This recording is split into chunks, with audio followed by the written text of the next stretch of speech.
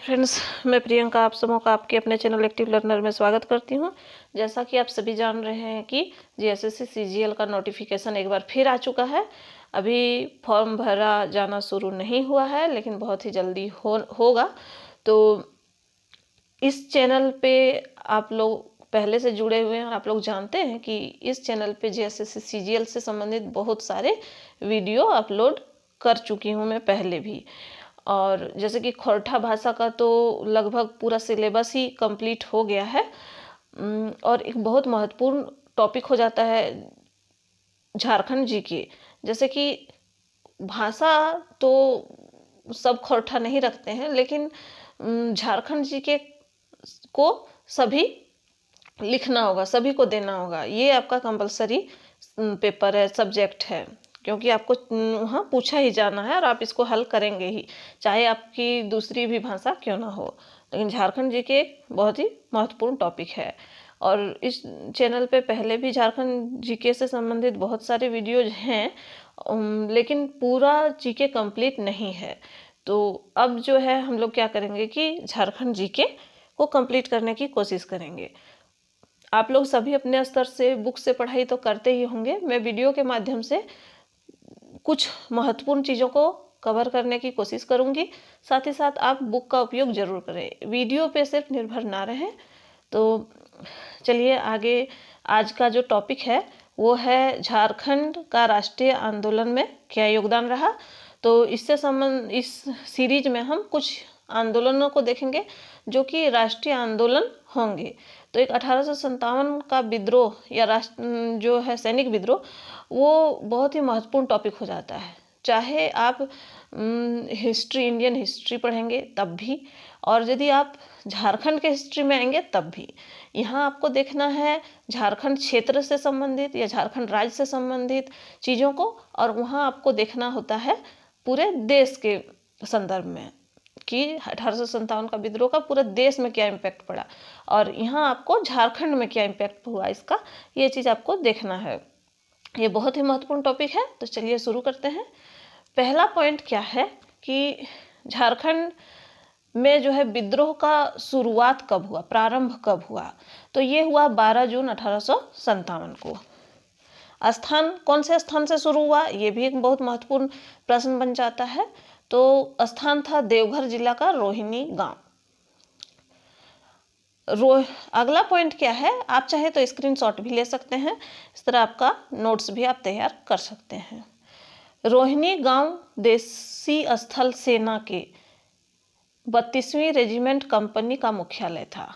ये आपको पूछा जा सकता है कि जो है रोहिणी गांव में जो सेना थी वो कौन सी सेना थी, स्थल जल, आपको ऐसा करके पूछा जा सकता है। तो स्थल सेना थी, 32वीं रेजिमेंट कंपनी थी, आप याद रखिएगा।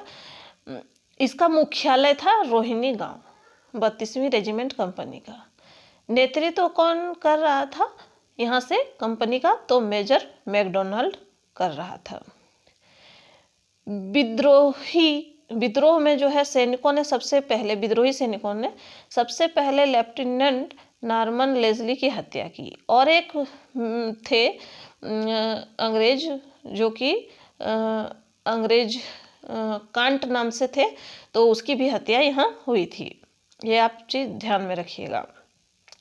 अब देखिए झारखंड में विद्रोह का मुख्य केंद्र कहाँ कहाँ था, ये भी प्रश्न पूछा जाता है कि झारखंड में विद्रोह का केंद्र कहाँ कहाँ था।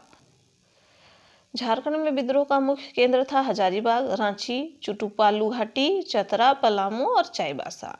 ये झारखंड में मुख्य केंद्र थे। हजारीबाग, रांची, चुटुपालू घाटी, चतरा, पलामू और चाईबासा। अब देखिए कि हजारीबाग, 30 जुलाई को हजारीबाग और रामगढ़ में विद्रोह हुआ।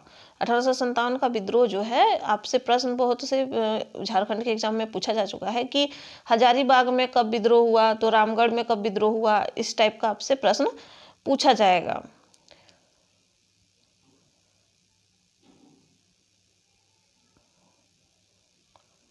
तो ये जो है 30 जुलाई को हुआ था, 25 नहीं होगा, 30 जुलाई को हुआ था, इसको काट दीजिएगा। रांची में हुआ था 2 अगस्त को, सिंहभूम में हुआ था 3 सितंबर को, पलामू में 26 सितंबर को, मानभूम में 5 अगस्त को। तो कब कब हुआ? 30 जुलाई को हजारीबाग और रामगढ़ में, रांची में 2 अगस्त, सिंहभूम में 3 सितंबर, पलामू में 26 सितंबर, मानभूम में 5 अगस्त। ये विद्रोह जैसे ही हुआ तो इससे एक क्या हुआ, रोहिणी में जैसे ही विद्रोह हुआ तो रेजिमेंट का मुख्यालय कहाँ कर दिया, वहाँ से हटाकर तो भागलपुर कर दिया गया। ये भी प्रश्न पूछा जा सकता है कि रोहिणी से हटाकर कहाँ कर दिया गया, तो ध्यान में रखिएगा कि भागलपुर कर दिया गया था। इस विद्रोह के समय रामगढ़ बटालियन का मुख्यालय रांची था। ये भी ध्यान में रखिएगा, ये भी प्रश्न पूछा जा सकता है कि विद्रोह के समय रामगढ़ बटालियन का मुख्यालय कहाँ था, तो रांची था। रांची के प्रमुख विद्रोही कौन कौन थे, यह भी प्रश्न पूछा जाता है ऑब्जेक्टिव टाइप में। ये सब बहुत जरूरी है, ध्यान में रखने योग्य बातें हैं। देखिए, ठाकुर विश्वनाथ शाहदेव रांची से थे, टीके तुमराव सिंह, पांडे गणपत राय, शेख भिखारी आदि थे। हजारीबाग के प्रमुख विद्रोही कौन थे, प्रमुख विद्रोही नेता कौन थे? जगत लाल सिंह, रामगढ़ बटालियन के जमादार माधव सिंह, सूबेदार नादिर अली खां, डोरंडा बटालियन के जयमंगल पांडे आदि थे। पलामू से इस विद्रोह का नेतृत्व किसने किया, यह भी प्रश्न पूछा जाता है, तो नीलांबर और पीतांबर ने किया था।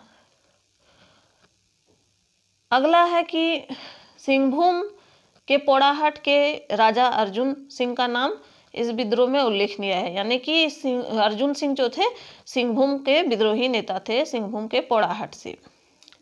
अगला पॉइंट है, मानभूम में पंचेत राजा नीलमणि सिंह ने अंग्रेजों का विरोध किया था। ये जो नीलमणि सिंह थे ये मानभूम में पंचेत के राजा थे, और मानभूम कहा जाता है अभी के धनबाद डिस्ट्रिक्ट उसमें सम्मिलित था। तो पंचेत के राजा थे नीलमणि सिंह। इन्होंने क्या किया था कि अंग्रेज सरकार का बहुत विरोध किया था। अब आगे देखिए कि विद्रोह का परिणाम क्या हुआ। और जैसे 1857 की क्रांति या विद्रोह को जो है अन्य इतिहासकारों, बहुत से इतिहासकारों ने जो है क्या किया है, अपने अपने ढंग से इसको देखा है। किसी ने इसे सैनिक विद्रोह कहा, किसी ने इसे भारतीय स्वतंत्रता संग्राम का पहला विद्रोह कहा, किसी ने इसे सैनिक असंतोष कहा। तो ये मतभेद इतिहासकारों में है। और इस विद्रोह का परिणाम क्या हुआ, तो इस विद्रोह का परिणाम हुआ कि 1857 का विद्रोह तो अंग्रेजों ने दमन कर दिया इस विद्रोह का, और भारत पर ब्रिटिश सरकार का सीधे तरह से शासन स्थापित हो गया। यानी इससे पहले क्या था, 1857 से पहले था कि 1857 तक कहेंगे हम, 58 में ये हुआ कि सीधा शासन स्थापित हो गया। तो 1857 तक क्या था कि कंपनी का अधिकार था, जो व्यापारिक कंपनी थी उसका यहाँ उसका शासन चलता था भारत पे।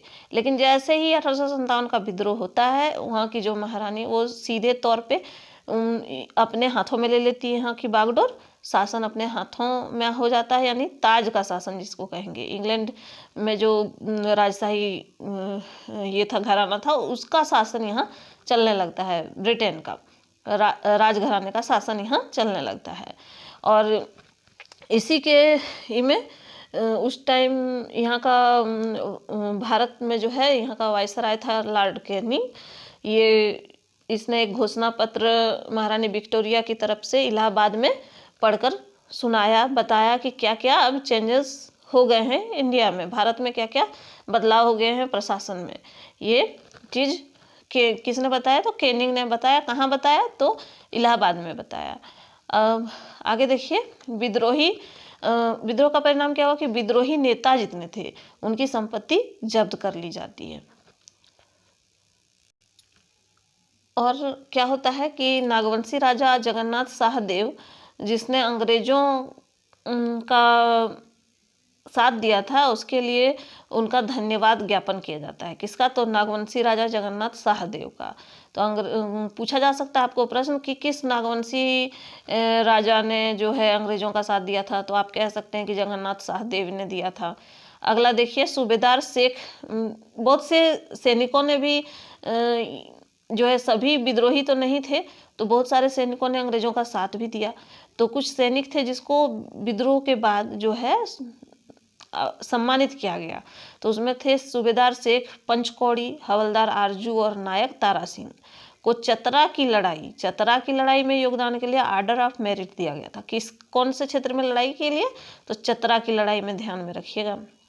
अगला है लेफ्टिनेंट डोंट को विक्टोरिया क्रॉस दिया गया। ये एक तरह का सम्मान था जो कि लेफ्टिनेंट डोंट को दिया गया, और सार्जेंट डायनन को मरणोपरांत दिया गया, यानी इस विद्रोह में ये मर गया था और इसके बाद इसको ये सम्मान दिया गया विक्टोरिया क्रॉस का। अगला है विद्रोह के समाप्त होने के बाद कोल संथालों की भर्ती सेना में की जाने लगी और गोरखाओं की भी भर्ती होने लगी, यानी कि अंग्रेजों ने देखा कि किस पे विश्वास किया जा सकता है या कौन सिर्फ लड़ाकू प्रवृत्ति का है, इस हिसाब से उसने देख के जो है सेना में भर्ती इन लोगों की शुरू कर दी। या उन्हें उस टाइम लगा कि कौन जो है विद्रोह में शामिल नहीं हुए 1857 के विद्रोह में, तो ऐसे उन्हें जो लगा उस हिसाब से उन्होंने सेना में भर्ती की प्रक्रिया शुरू कर दी। अन्य महत्वपूर्ण तथ्य देख लीजिए, ये भी इम्पोर्टेंट है। और एक चीज़ ध्यान में रखने योग्य बात है कि एक प्रश्न पूछा जाता है कि किसको जो है कहाँ फांसी दी गई, कौन से विद्रोही को कहाँ दी गई, तो फांसी कहाँ दी गई।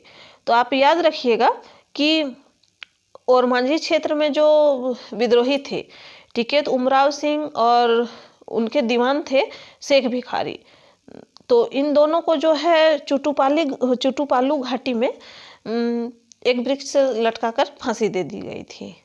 और ऐसे ही हुआ था जयमंगल पांडे और नादिर अली को चतरा तालाब के किनारे जो है एक पेड़ में लटका के फांसी दे दी गई थी। इसी प्रकार जो है उन्होंने अंग्रेजों ने दमन किया था। और क्या करते थे ये लोग कि सार्वजनिक रूप से सब लोगों के सामने फांसी देते थे ताकि लोगों में भय व्याप्त हो और आंदोलन का जल्दी से दमन हो जाए। ये नीति अंग्रेजों की रही उस समय। और आगे देखिए कुछ महत्वपूर्ण तथ्य। मुक्ति वाहिनी सेना जो थी वो विश्वनाथ सहदेव ने बनाई थी, इसके सेनापति गणपत राय थे और इसी में जो है शेख भिखारी भी जुड़े हुए थे एक सैनिक के रूप में। अगला तथ्य है मुक्ति वाहिनी सेना से बिहार के बाबू कुंवर सिंह भी जुड़े हुए थे।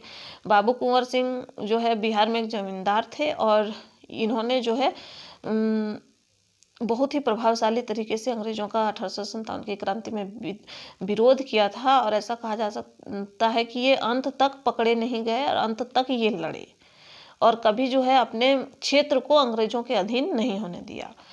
आगे देखिए 1857 के विद्रोह के समय हजारीबाग का उपायुक्त कौन था? तो उपायुक्त था कप्तान सिम्पसन था।